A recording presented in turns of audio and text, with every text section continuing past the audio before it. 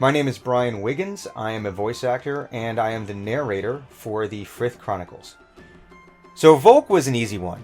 Generally, when I narrate a book, especially when it's a first-person book, I generally stick pretty close to my own vocal range. So there wasn't a lot of modulation I had to do there. I didn't have to do a lot. I think I had to be a little bit more optimistic, maybe a little bit more naive, but there's definitely a positivity and an optimism that Volk has. Are you sure? This blade is sharp. Shouldn't you wear armor or something? I can handle whatever you dish out. Okay, here we go. When I first read him, he came off as an enormous asshole. And I don't know that he's not. He's very alpha. You have almost a dangerous combination of someone who has lived a privileged life, coming from a very well-to-do family on the Isle of Ruma, and also actually being good at things. And there's a disconnect there, I think, where he doesn't necessarily know. I don't think he's been fully tested yet. He does get tested in Coliseum Arcanist, but we'll leave it at that. It's very alpha. It's very more in your face. It's very, punctuated. There's periods at the ends of those sentences. He's very self-assured of the things that he says. Don't look at me like that, fool. You heard me. First person to knock the other out of the ring wins. So the idea behind Luther is he's speaking from shadow, so he would have a shadowy voice, right? So it would be very deep and kind of ethereal and quiet. I don't think he'd have like a big, bombastic presence. So that's where I got the idea for Luther's voice. They are stubborn beasts, and Griffin Arcanists are strong, courageous, and skilled at combat. So Ilya, I didn't want her to just be the female version of Volk when I was reading her, because she is her own person. She and Volk are very similar because they had a very similar upbringing from a certain point on. Both know tragedy in very different ways, but they both know tragedy.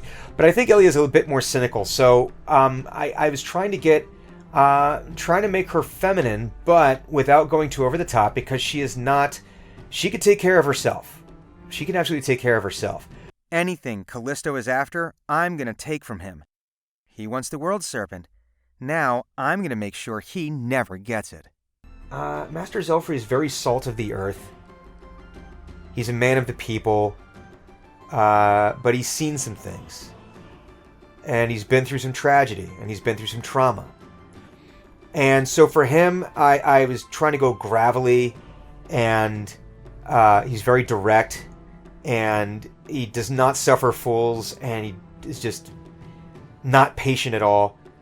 But he still has a very big heart. And he still cares very deeply for the people around him. Listen up. Today we need to move forward with your understanding of magic.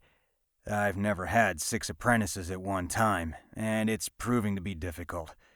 I apologize for not getting around to this sooner. Even if you all have made reckless decisions, I still should have sat you down and had this conversation a long time ago. With the exception of Adelgis, the Ven Rovers all are enormous douchebags. We do get a chance to meet some of the family and in Coliseum Arcanist, and I was going for an accent and a haughtiness that was just like, man, you just want to punch them in the face with you're done. They're snotty. They look down on everyone around them. They're the smartest people in the room, and they know it. They're rich. So that was fun. An artifact, don't lie. You would have broken the components and failed entirely if an artifact were your first attempt. All Arcanists create trinkets first.